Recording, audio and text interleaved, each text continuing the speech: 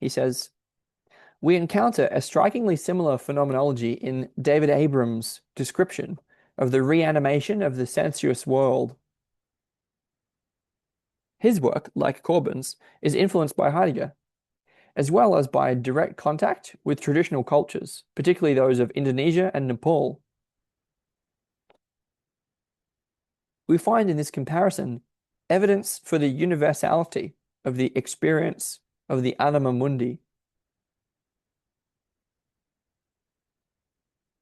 Okay, so here we have the idea that by comparing with Abrams, we can get closer to the understanding, the notion that this experience of the Anima Mundi, the aliveness that arises from the world in response to our living our own imago mundi more faithfully, is universal, experienceable by everyone. As Cheetham says, Abram too describes a process of turning inside out. He writes in words that apply equally well to the phenomena that Corbin presents to us. Quote, as we become conscious of the unseen depths that surround us, the inwardness or interiority that we have come to associate with the personal psyche begins to be encountered in the world at large. We feel ourselves enveloped, immersed, caught up within the sensuous world. This breathing landscape is no longer just a passive backdrop against which human history unfolds,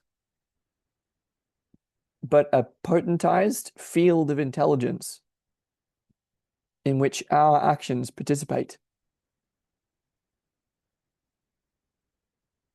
As the regime of self-reference begins to break down, as we awaken to the air and to the multiplicitous others that are implicated with us in its generative depths, the shapes around us seem to awaken, to come alive.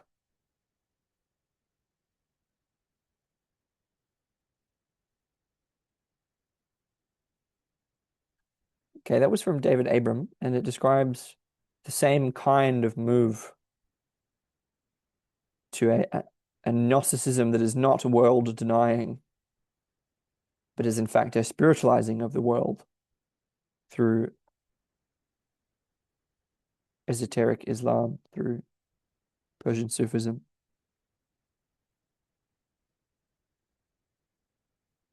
So it's intended to describe the universality of the experience of Anima Mundi, and I'm going to repeat Corbin's quote. Sorry, I'm going to repeat Abram's quote because it was quite a lot. So it said again, as we become conscious of the unseen depths that surround us, the inwardness or interiority that we've come to associate with the personal psyche begins to be encountered in the world at large. We feel ourselves enveloped and immersed, caught up within the sensuous world. This breathing landscape is no longer just a passive backdrop against which human history unfolds, but a potentized field of intelligence in which our actions participate.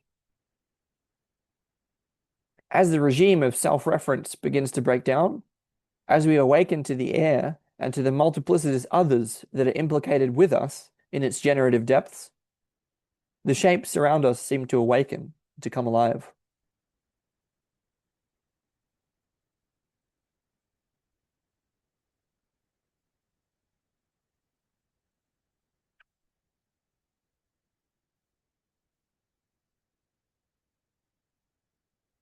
So I have two comments about that. One of them is that what I really appreciate about this is the notion that the regime of self-reference can begin to break down if there is sort of mutual participation, not only with self and other and self and world, and a communal participation in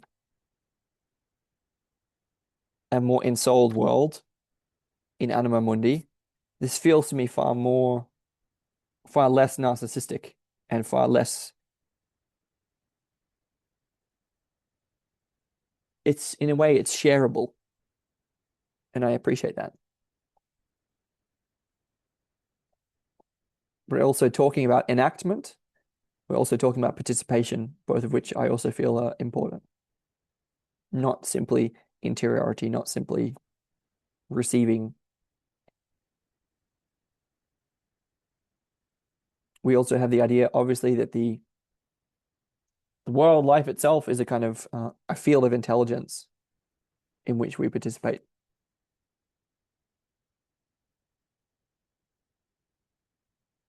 Wow, amazing quote. Okay, so I'm going to move on a little to see what Cheetham says next.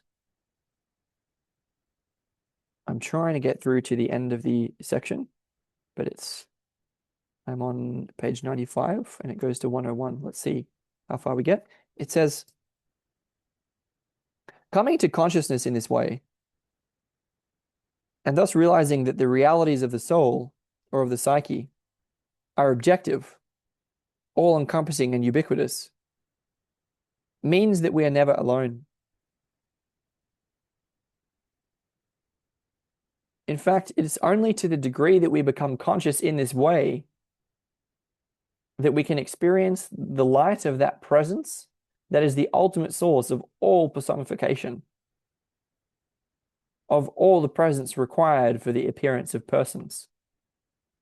Again, coming to consciousness in this way and thus realizing that the realities of the soul or of the psyche are objective, all-encompassing and ubiquitous, means that we're never alone.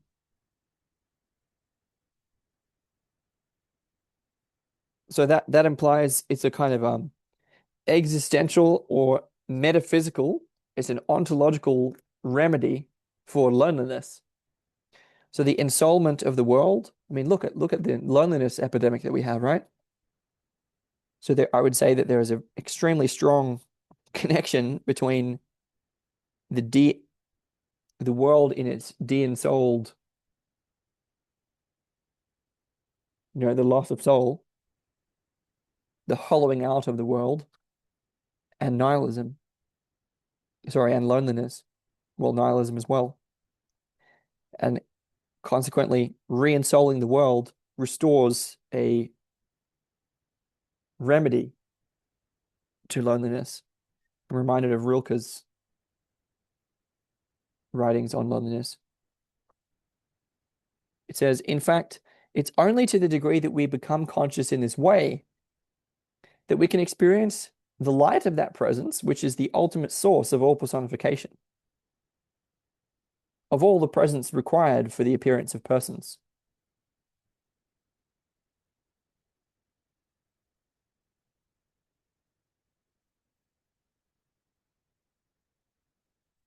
Okay, so the notion that this way of coming to consciousness, this mode of being in which that we can inhabit, reveals a depth of presence, capital P presence, that can be recognized as the source of personhood, the source of personification, of all the presence required for the appearance of persons. Okay, he then says, without some degree of this interiorization, without some sense for this anima mundi, we cannot experience persons at all. What we are then left with is a world of absence, of objects existing only in public space and historical time.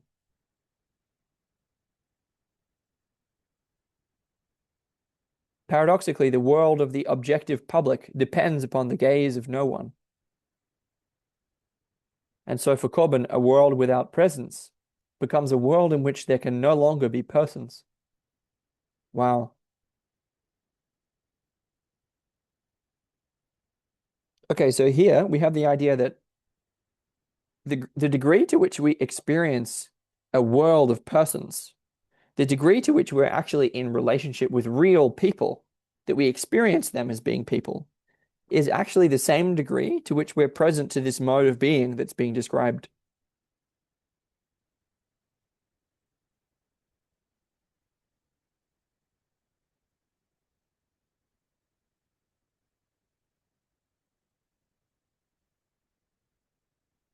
So the more that we lose this interiorization, the more that we lose our sense for this, for the anima mundi, the world in its aliveness, the more that we cannot experience persons. I would suggest here that there's a clear connection, obviously, between personhood and agape. Viveki's episode on Christ and agape strikes me as relevant. The more that we can conduct ourselves agapically in the world, the more personifying we can do, or the more agapically we can inhabit the world, the more the world appears as a world of people. Whether there are, in fact, human beings with us or not. And the more that we succumb to the nihilism of the left hemisphere, the more our perception of the actual living beinghood of people is voided. We're desensitized to the fact of persons.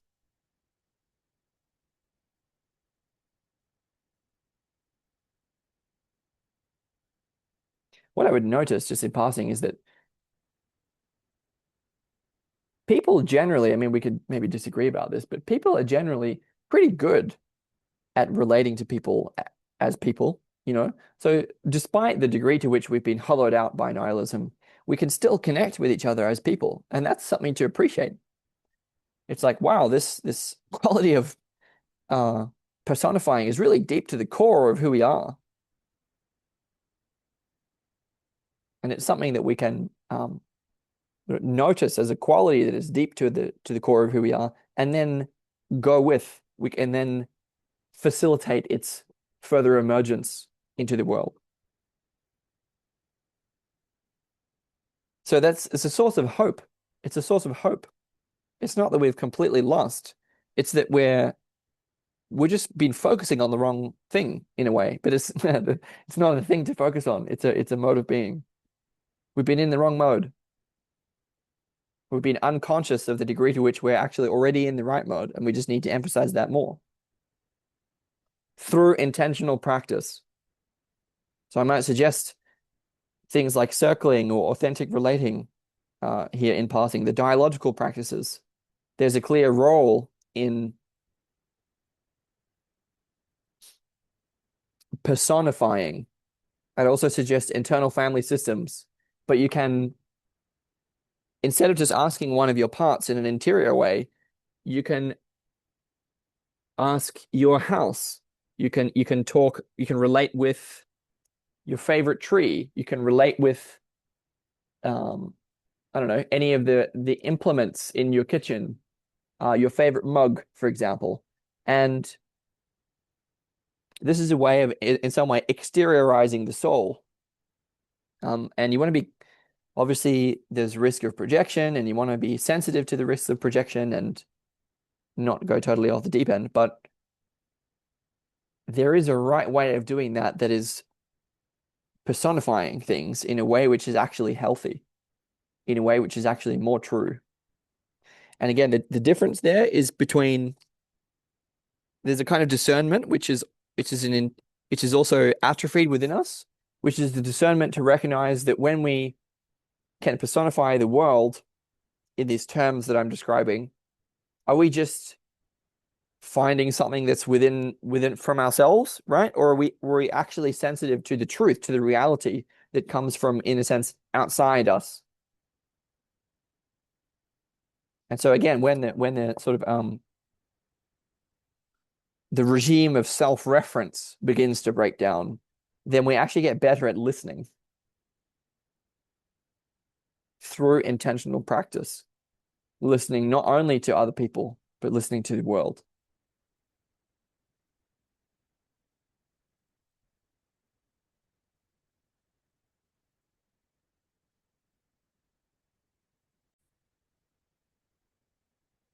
Okay, so at this point, I'm on page 96 of 101 in the first part of chapter 4, and I've decided to continue. I kind of want this to be all in one place. So I know that it's been a lot so far. Let me looking at 4 more quotes from Corbin throughout. So I'm going to continue. So again, we're talking about this different mode of being in the world. And Cheetham says, at this point, Corbin makes an absolutely crucial move, and one that is peculiarly modern. The realization that all systems of the world, all cosmologies, are realities of soul, allows for the possibility of integrating not just this cosmos, but a plurality of such worlds, interiorizing them within oneself.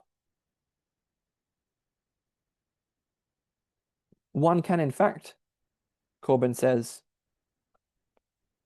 valorize a plurality of spiritual universes positively, and without taking up one's abode in them, keep an abode for them in oneself.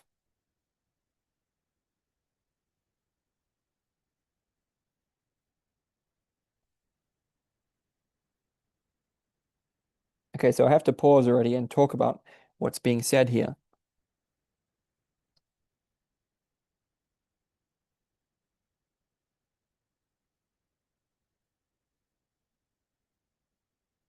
It's tricky. So, so he's talking about something akin to multi-perspectivalism or paradigm mapping in Jordan Hall's terms. So it's a way of can we practice?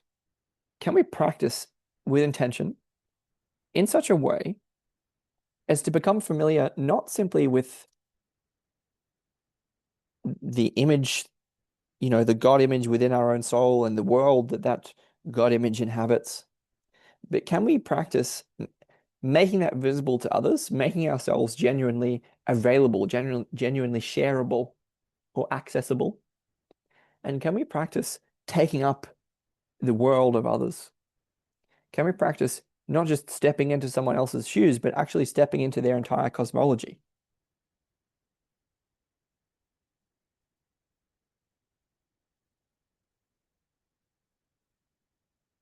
So this way of interiorizing is a kind of practice.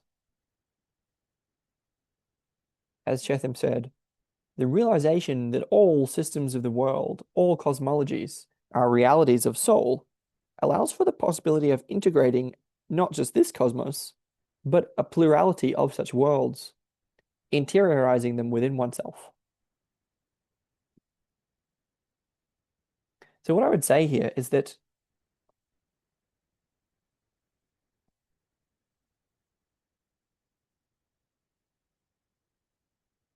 there's a couple of things to say. It's the what Viveki calls the agent arena relationship. So there is an agent within an arena, and by practice by practicing this interiorizing, one can assume a different identity and assign different identities within the world. So the agent arena relationship appears in a certain way, and that can then shift. I'll give you an analogy. An analogy is like when you play different video games. Sorry if no one is a gamer, but like, if you're playing, um, a Zelda game, well, then the hero is Link, and he lives in the world that Link lives in, right? But then if you go play Mario, well, suddenly you're the Mario character, and you live in Mario's world. Well, this is something kind of similar, not quite so profane as Link and Mario, but the point is that there is a skill. It's a skill. It's also a capacity that can be practiced to interiorize different worlds, and then Corbin says to valorize them, to valorize a plurality of spiritual universes. And I would then say we don't want to get stuck in relativism. It may be the case that one particular world, one particular mode of being, one particular agent arena relation is best suited to ourselves, but we can still this is the whole point of the philosophical Silk Road, that we have the capacity to, for example, have interfaith dialogue and to interiorize other people's worlds, if for no other purpose than to try them on. I think we can see the profound importance of that. As he said, without taking up one's abode in them, we can keep an abode for them in oneself.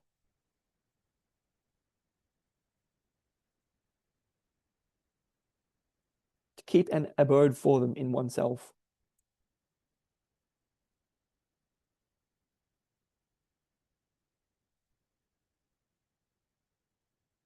This is the idea that it's not just about moving from one mode of being into another mode of being. It's not just about the normative standard of this new mode of being. It's actually about cultivating the capacity through the practice of gnosis. And I would say intentional practice in an ecology of practices with a community of practitioners, cultivating the capacity to change our mode of being, to interiorize one agent arena relationship, one self and world, one cosmology, and then to interiorize another, and to interiorize a plurality of such worlds, such that they can be taken on or adopted when called for.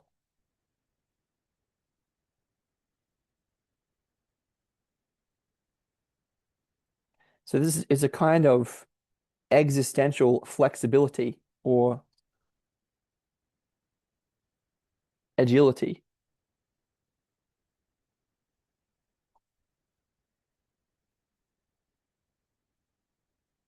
So now I'm going to repeat Corbin's full quote now, because that was only the first sentence of it.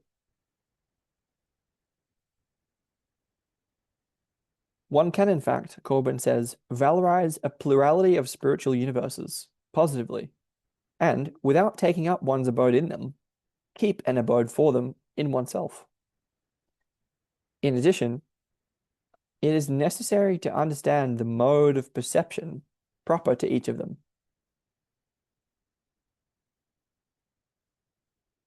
Quote, the modus intelligendi,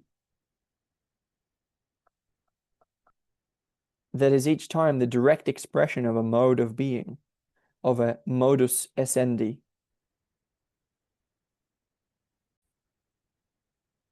Or way of being. So, in addition, it's necessary to understand the mode of perception proper to each of them, the modus intelligendi, or way of understanding, that is each time the direct expression of a mode of being, a modus essendi. Okay, so this is the idea. Again, we just talked about the interiorization of a plurality of cosmologies or spiritual worlds. Then you might reasonably ask the question, why? Why is that a desirable capacity? Why does Corbin make that move? And the idea is that the world itself can appear in a different way. So we can perceive differently within each of those worlds which one can cultivate the capacity to inhabit. And so here's the idea that there are different affordances, there are different possibilities, different options, different pathways that are made available by looking at something in a different way. So a couple of very quick examples. This is why if you have a sort of design team, you might include people of different backgrounds or trainings, because they see things in a different way. And so they're able to point out when a mistake is going to be made, or when there's a good choice to be made, or something like that.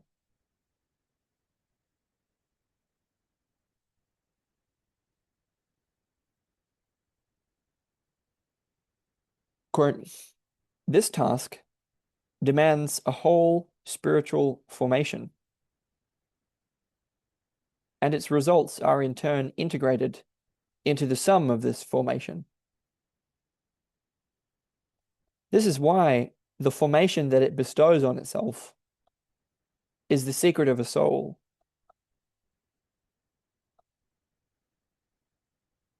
Just as it is the secret of its metamorphoses.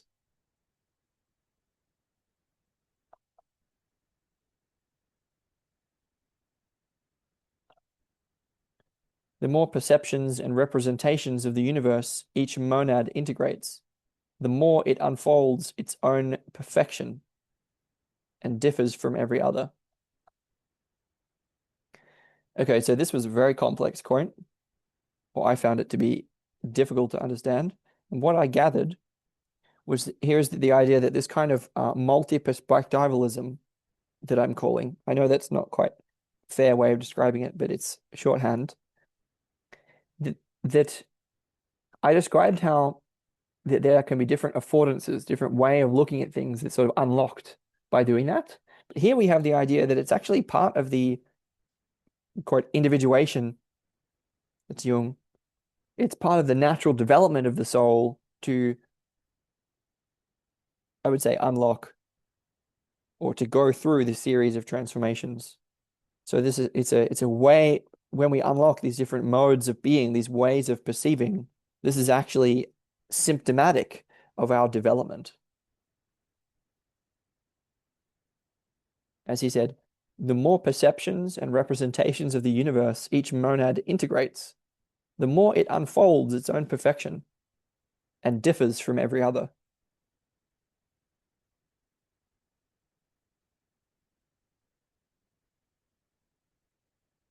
Let's move on. Otherwise, we'll be here forever. So then Cheetham says, it is the spiritual formation of the individual soul that is the source and origin of all the systems of the world. And it is from this that they receive or fail to receive their meaning.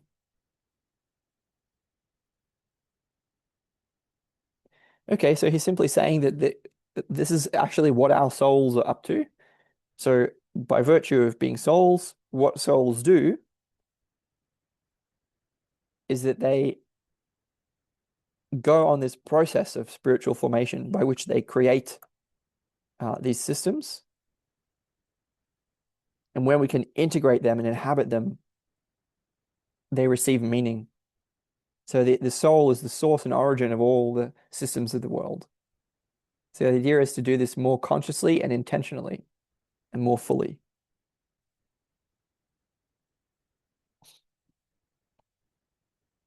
Quote, the decision of the future is not imposed by things. The decision of the future falls to the soul. It depends upon how the soul understands itself, upon its refusal or acceptance of a new birth. Okay, here we have the idea that the way of the future is not imposed by things upon us. This is the idea that instead the mode of being that we choose to inhabit, the mode of being that we choose to inhabit structures our perception.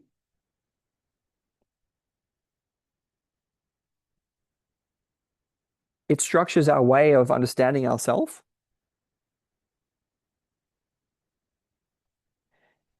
And allows us to refuse or accept a new birth. So there is a way that I think what I'm really connecting here is the idea that if we can employ the power of our imagination in this way that Corbin is describing, the future can show itself differently. So again, earlier this is a couple of videos ago, we had the idea that the past and the future both appear as absences. They both appear in a certain way, which I think I would say, according to the left hemisphere, appear determined in a certain way. The present is understood in terms of a future which seems set and a past which seems set. So we appear to be existentially entrapped in Viveki's terms. So the idea here is that that is actually a decision of the soul, and that there are certain possibilities which are able to be unlocked in the world. It's not just a different way of reframing or accepting what is. It's actually a way by which the soul can inhabit the world differently, such that the world itself actually transforms. I hope I'm not imposing now. As he said, this is Cheetham, the decision of the future is not imposed by things. The decision of the future falls to the soul, depends upon how the soul understands itself, upon its refusal or acceptance of a new birth. The daring of Avicenna and living within the all-encompassing worldview of Islam was a daring to become conscious, to step to the edge of the cosmos in order to free themselves from exile in that cosmos, conceived as exterior to the soul, the cosmos of rational constructions. We moderns, on the other hand, historically conscious, confronted by a diversity of cultures and conflict, are in a different situation, not unlike that of the people of the Hellenistic world. We are faced with a plurality of conflicting worldviews, both of the past and of the present.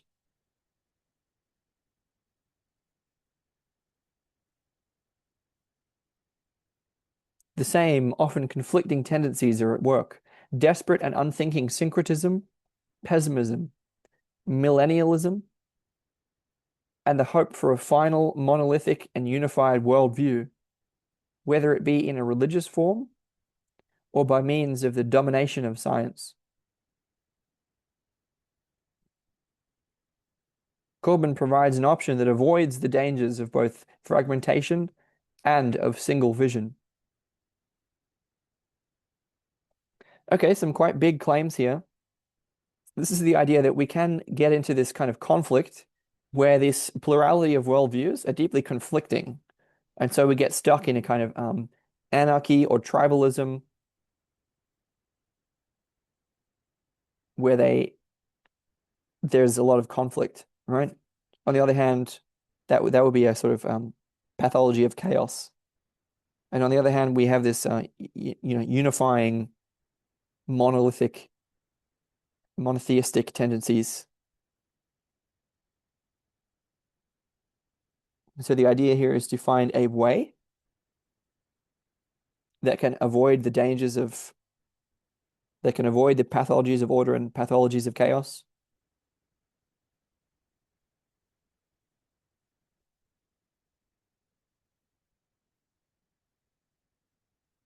And Corbin's proposal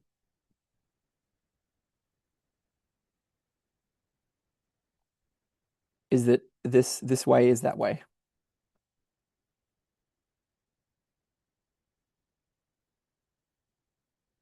And to continue, Cheetham says, by stepping outside of the time of history, we can become responsible for our lives. There is a remedy for our immersion in the terrors of history. We are not irremediably lost in a world of absence. By freeing ourselves from our determined and determinative histories,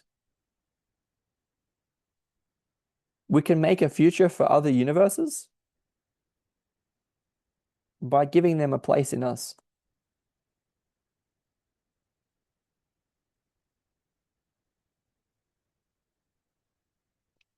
And the only way to make even our own past come alive into the present is by freeing it from the current of objective history.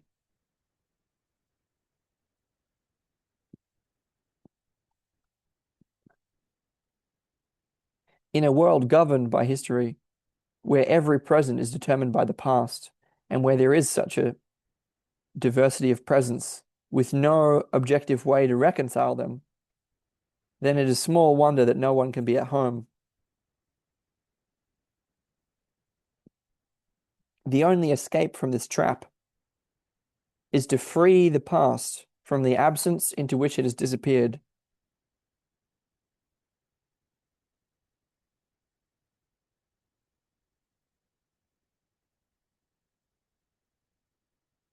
One cannot free oneself from the past without freeing that past itself. But to free it is to give it a future again, to make it significant.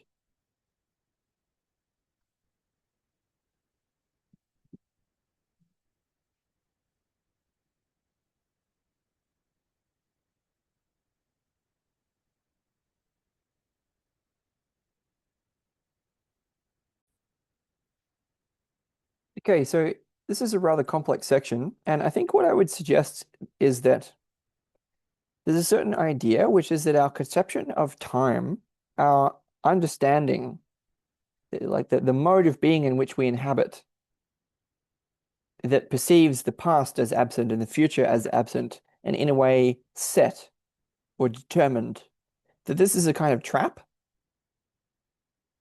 that we're stuck within, and that there is a certain way. What is the way forwards? The way seems to be to connect with eternity in a certain way. So rather than historicity, there's a way that by coming back into contact with the eternal, we can liberate ourselves from the trap of time.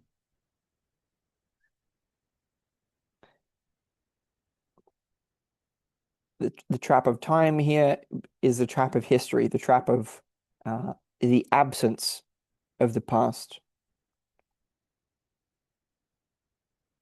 Our world is in some way governed by history. Every present is determined by the past.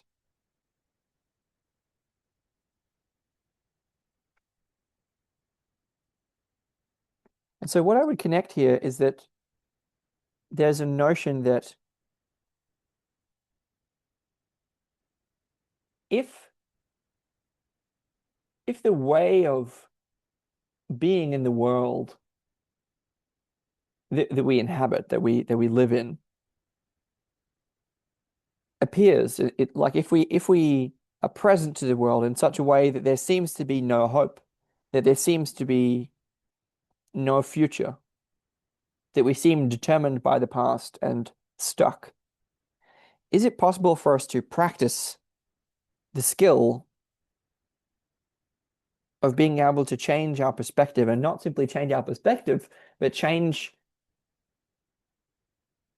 our mode of being in the world? The idea being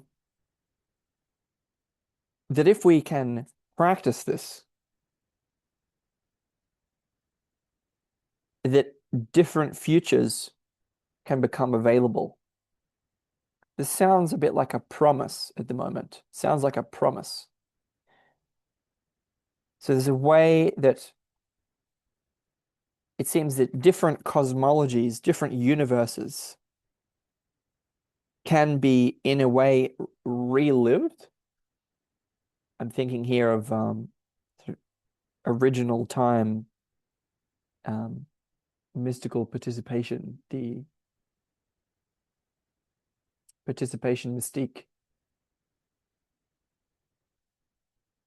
So if we have to sort of find what cosmologies, what universes, what moments in time, which way of conceiving of things can help us to get through the trap into which we've gotten ourselves. And I think it would be faith, is that there is a way through, not just in one cosmology in one universe, but that there is a way through that involves practicing and integrating the skill, the facility for adopting different worldviews, which does not involve getting stuck in relativism. It does not involve sitting on the fence. It doesn't have to involve syncretism.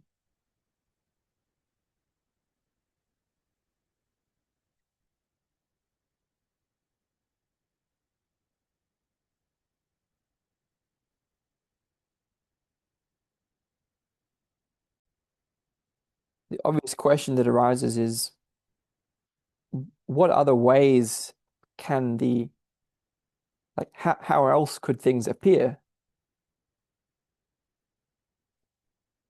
What are the affordances that are unlocked by those different modes of being? I'm interested not simply in, giving a future to these other universes, other cosmologies from the past or from other cultures for their own sake, but for the sake of in a way, the human people.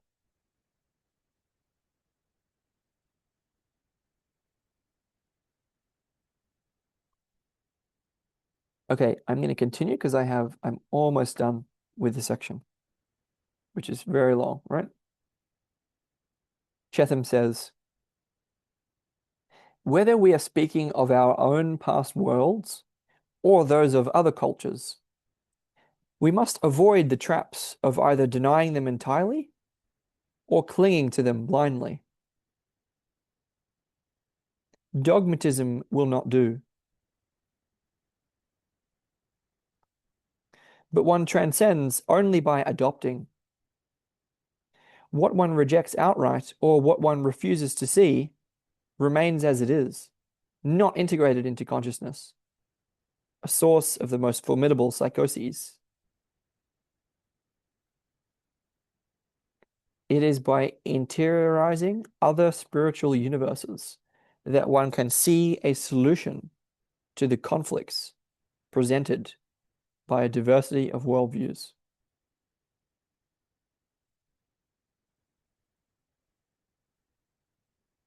By standing simultaneously at the edge of two mutually exclusive worlds, one can perhaps transcend them both. Okay, here I need to make a couple of comments.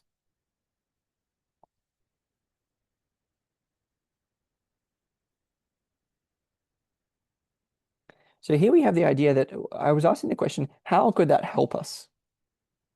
And we notice that sort of conflict in different ways, conflict between different ways of seeing, different modes of being, different ways of being in the world.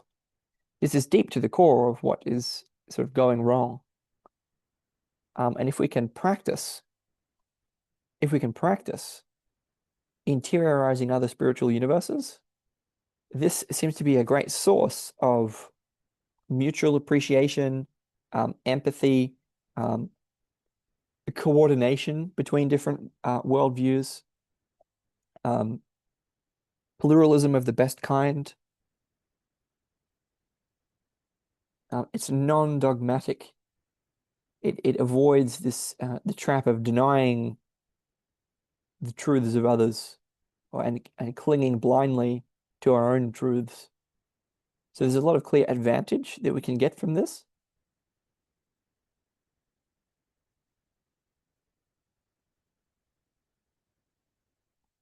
So again, it's by interiorizing other spiritual universes that one can see a solution to the conflicts presented by a diversity of worldviews.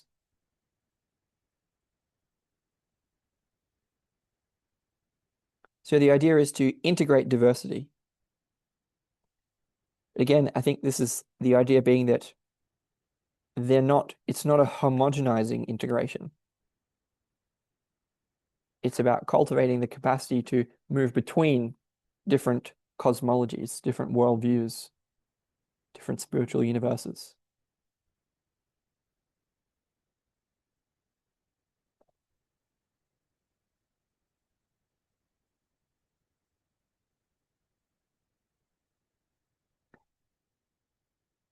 Now I get a quote from Corbin.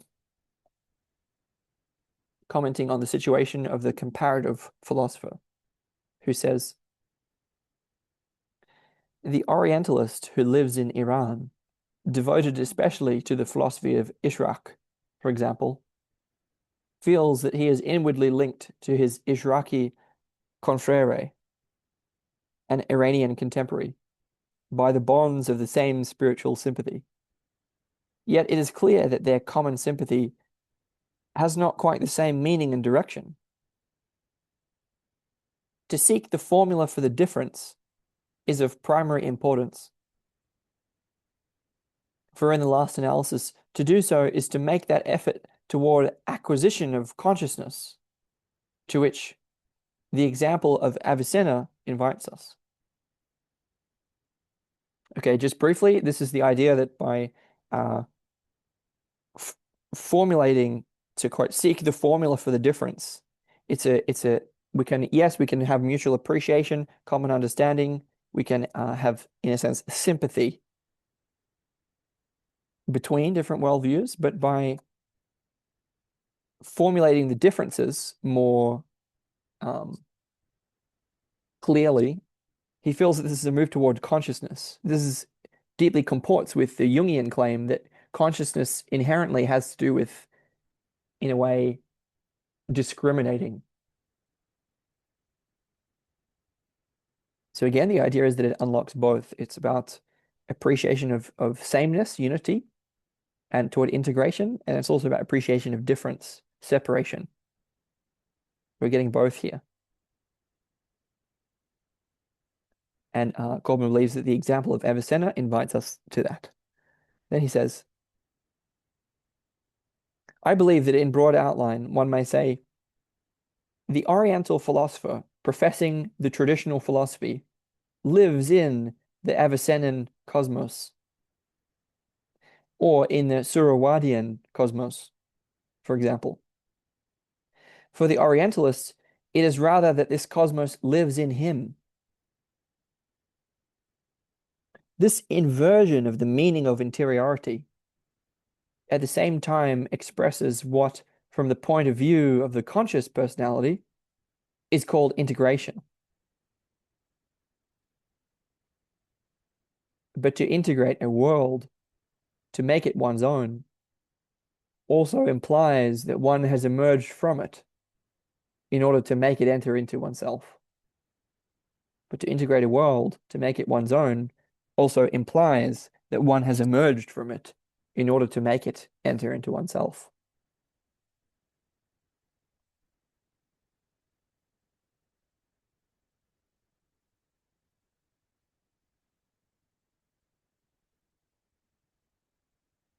Okay, I will comment here that this is a way that it's a path of spiritual development through the stations of the soul uh, in the way of Islamic Sufism advocated by Corbin. And it involves the interiorizing of different spiritual universes conceived of as different modes of being or stations of the soul. This is akin to interiorization of these spiritual universes, akin to integration from the point of view of the conscious personality. And it's a logic which is not about stepping out and away from different worlds. And it's also not about unifying them into some homogenizing syncretistic mess. It's deeply about appreciating their differences. It's about being able to live in each world more deeply. And in this way, it's a way of, it's a kind of shamanic logic, which is not just die and become, but the transformation is by way of becoming. So by participating. So by moving more deeply into each of these worlds, we're able to recognize that we're not limited to them. So by moving through them, by taking them on as clothing, if you like, we can get more familiar with them in such a way that we're not reduced to them.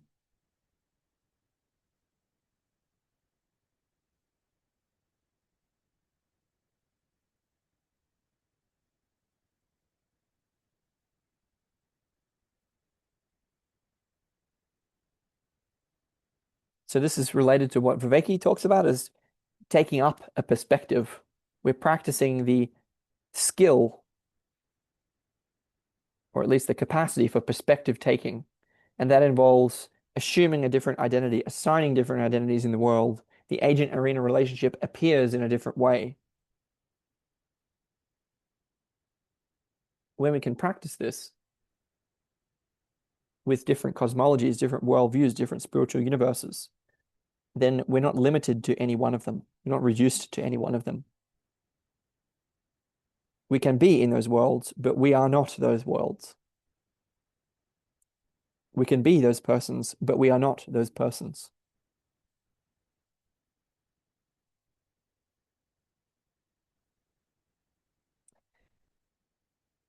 Almost finished here. Cheetham says, it's quite clear that Corbin is not suggesting what would amount to a process of unification.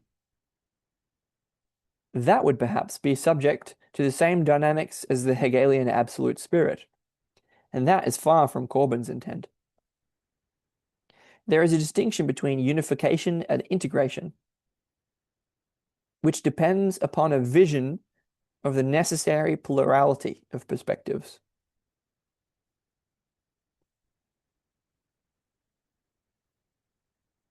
The integration of a world by the soul does not amount to its being engulfed by a dominant ego, but rather to a releasing of that world into the power of its presence to a soul for a time.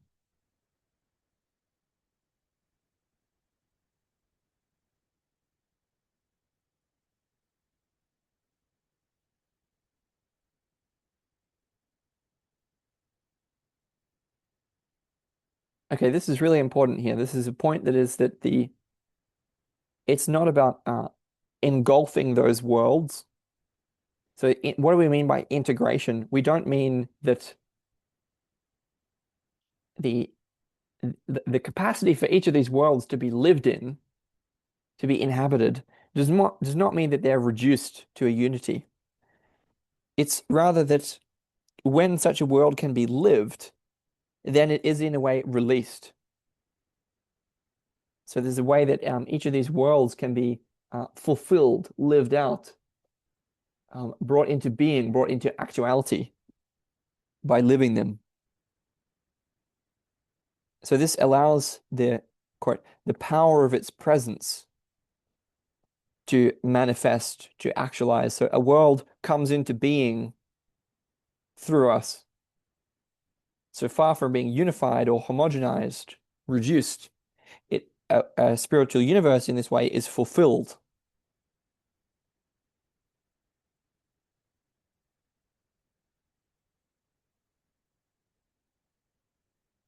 For a time. This concept will return again in Corbin's work as the way in which he understands the plurality of theophanies of the one God. Again, so theophany is the sort of visible manifestation of God or gods to humankind. And so what's being talked about here is that this is a way that Corbin, what we've been talking about is a way that Corbin can speak of this plurality of theophanies, the way that one God can appear in different guises. And he is going to call that cathenotheism. From the Vedic view, that each God in its turn is considered supreme and fully present, but that no single vision can be considered total. We cannot relate to the totality in that way. Deeply comporting with Jung in passing. And so I'm going to continue. This integration applies just as much to the rational system of the modern world. Good, we can integrate that too. And here, the relevance of the claim for the priority of the soul is particularly clear. The soul is in exile in the modern world. There is no place for it in the world of historical material causality. The conflict between the past and the present occurs now in each of us.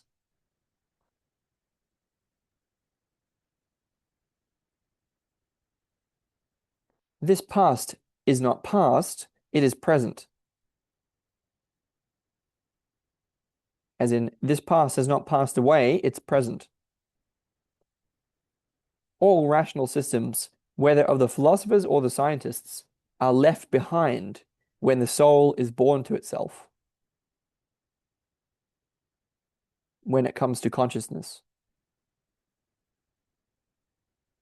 Only then can the world be interiorized and reconquered by the soul as truly its own. Okay, so this is expressing the claim for the priority of the soul. The reason that the soul is important is because the soul seems to have this capacity to interiorize different worlds.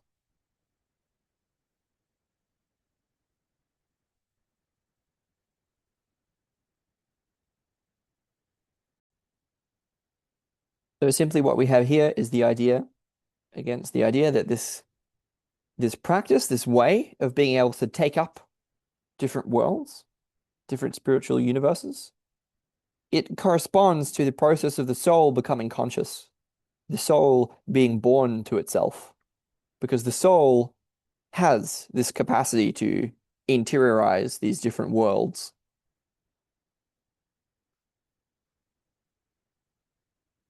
Let me get a quote about that from Corbin. And it says, "It is only upon the condition of being thus conquered as a world living in the soul. Sorry. It is only upon the condition of being thus reconquered as a world living in the soul, and no longer a world into which the soul is cast as a prisoner, because it has not acquired consciousness of it, that this spiritual cosmos will cease to be liable to shatter into fragments at the contact of material or ideological advances fed from other sources."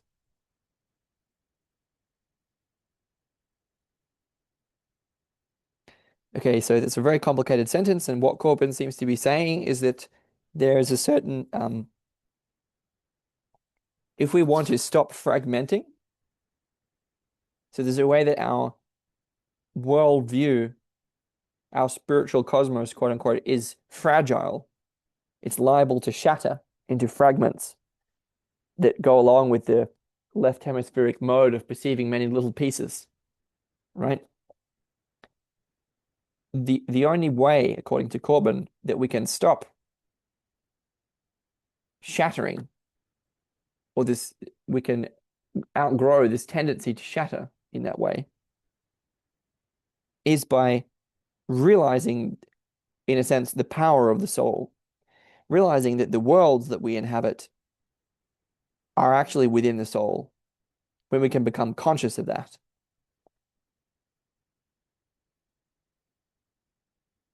Then he says, otherwise, simultaneous objective experience of the Avicennan system of celestial orbs and of the Faustian space of our universe of limitless extension is certainly an experience difficult to conceive.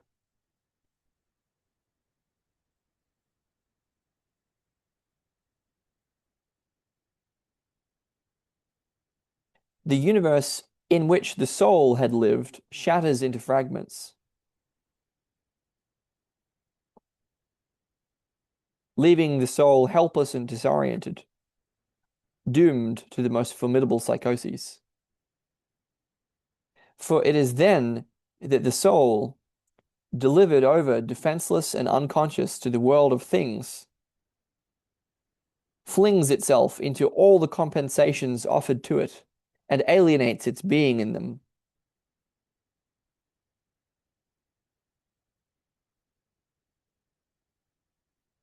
We in the Occident are just at the moment when we are attempting, by various approaches, phenomenology, depth psychology, and so on, to reconquer the soul, that, as in the Avicennan recital of the bird, has fallen captive in the net of determinisms and positivisms. Okay, so again, it's Corbin is clearly not an easy writer, and what he's saying is that we've had we've had a false perception. We've been blind to something, and we've been blind to the soul and the soul's way of being in the world, which has been sort of unconscious to us. And so that we've conceived of things in such a way that the soul lives in a universe, and when that universe was shattered, we we too became we were also fragmented. We became helpless. We became disoriented, and we fling ourselves into all kinds of compensations.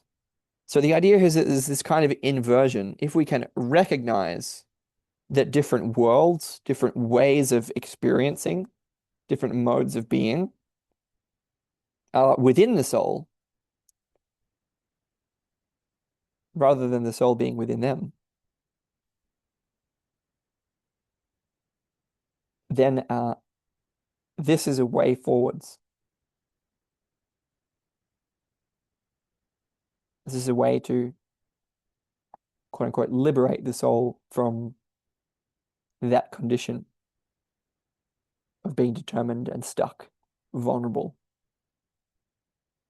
and fragile, fragmented.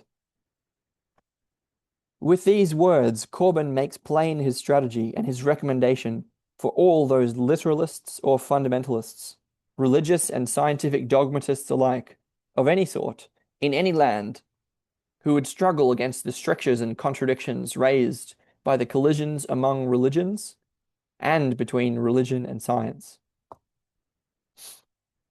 The rational systems are not to be denied their necessity, but they are inherently incomplete, since they are founded on a limited way of knowing. Though necessary, they can only lead so far. No exercise of rationality can achieve the goal that humans were made to strive towards. As we have seen, for Surawadi, gnosis requires rationality, or better, intellect, as a prerequisite for mystical experience.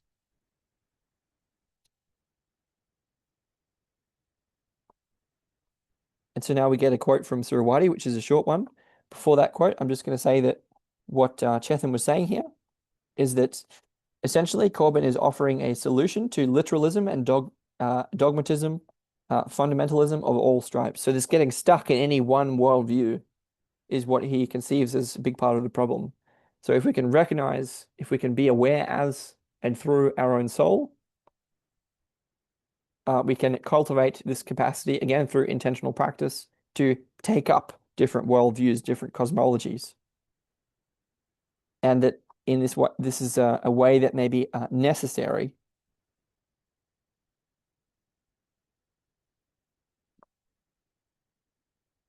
to like certain affordances may only be unlocked through that way, that kind of road.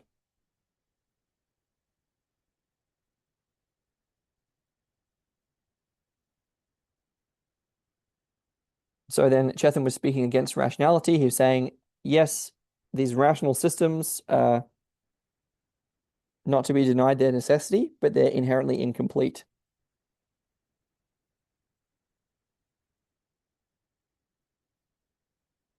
But and then there's a little contrast, which is that Surawadi was saying that gnosis requires rationality as a prerequisite for mystical experience. What does he say? Without a solid philosophical foundation, the mystical experience is in danger of going astray and degenerating. Yet it is equally true that a philosophical search which does not arrive at mystical experience, at personal spiritual realization, is a vanity and a waste of time. So just in passing, I think Surawadi's on the right track there, but I might say it's not that mystical experience requires philosophy, it requires culture. It requires, integration. It requires a worldview. It requires that it can be understood and be brought down into uh, mythos and into practice and into life. It doesn't require philosophy per se, although philosophy may help with that.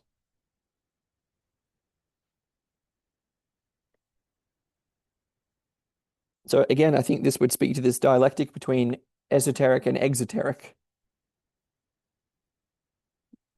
or any worldview and the capacity to transcend those worldviews.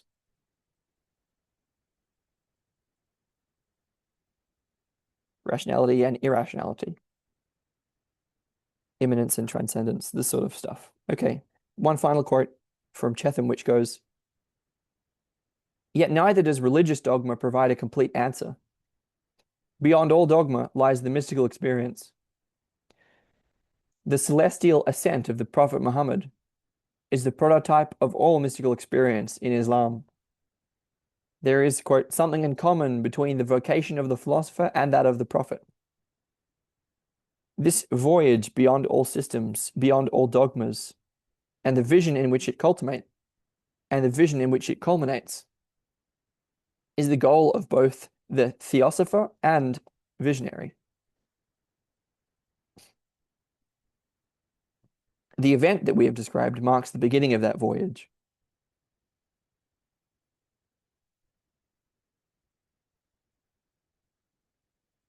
Okay, so again, I would say that there's a little bit of a bias toward philosophy here. I think what I would like to do is try to bring this down into practice.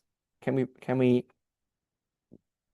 intentionally practice in community in such a way as to cultivate the capacity to take up different perspectives, to take up different worldviews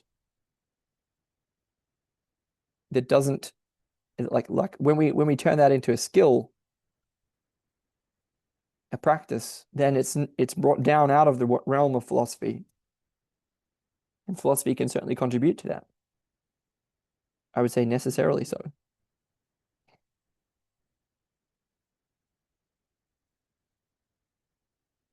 Okay, and that will finally do at the end here, and I will return to the second section in chapter 4, Coming Home, with Tom Cheetham. The world turned inside out. Henry Corbin and the angel out ahead.